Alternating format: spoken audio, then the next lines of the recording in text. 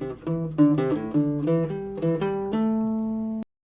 everybody, this is Cheese Dude. This is the final chapter of the Alpine series. So I woke up with my buds and went to get breakfast at the lodge. We had French toast with sausages. It was really good. After that, our trail group hiked up a snowy mountain. We stopped at an area that had ropes and climbing courses in the forest. The counselor told us that we were going to do the high ropes course. There were 3 courses. The first course was called the Tree of Life, which is where you climb an incredibly tall tree and ring a bell if you reach the top. The next one had a name I forgot, so we'll just call it the ladder. In this challenge, 2 people had to support each other to climb up 4 long boards, which were hanging by ropes. The last one was called the Leap of Faith, where you climbed a wooden pole and jumped off the top to grab a trapeze. The only course I tried was the Tree of Life. I attempted the course 2 times. So there was a ladder at the front of the tree. I climbed it up. There were 2 paths on the tree to climb. One path had small metal bar grips. The other path had wooden grips, and the counselor said it was harder to climb up.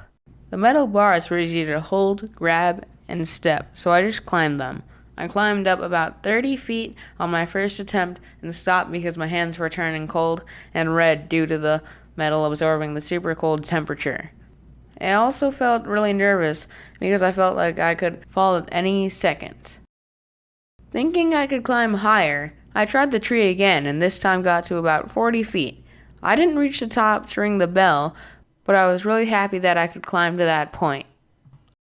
We then had lunch and went on a night hike. We hiked up the same snowy mountain we hiked up from the ropes course and stopped at a clearing.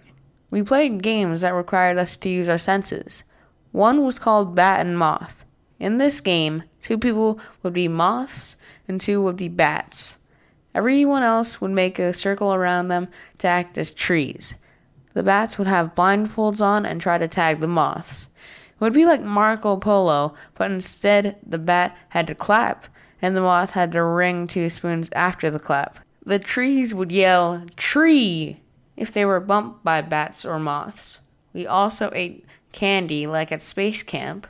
Go watch it, by the way. That glowed with bioluminescence when you bit into it with your teeth, creating a spark in your mouth.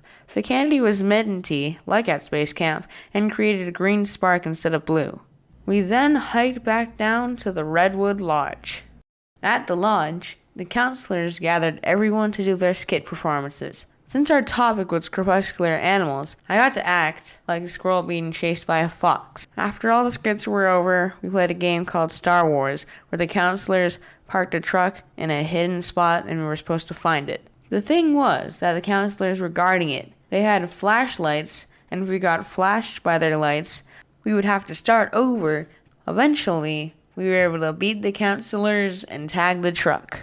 The next day, we played a team building game where the 2 groups, the wolves and the sparrows, had to compete against each other to see who could roll the most golf balls over a series of half-cut pipes.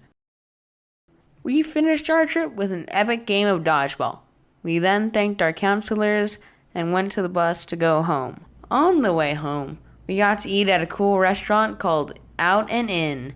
And with that, I conclude the Alpine series. Thank you for watching.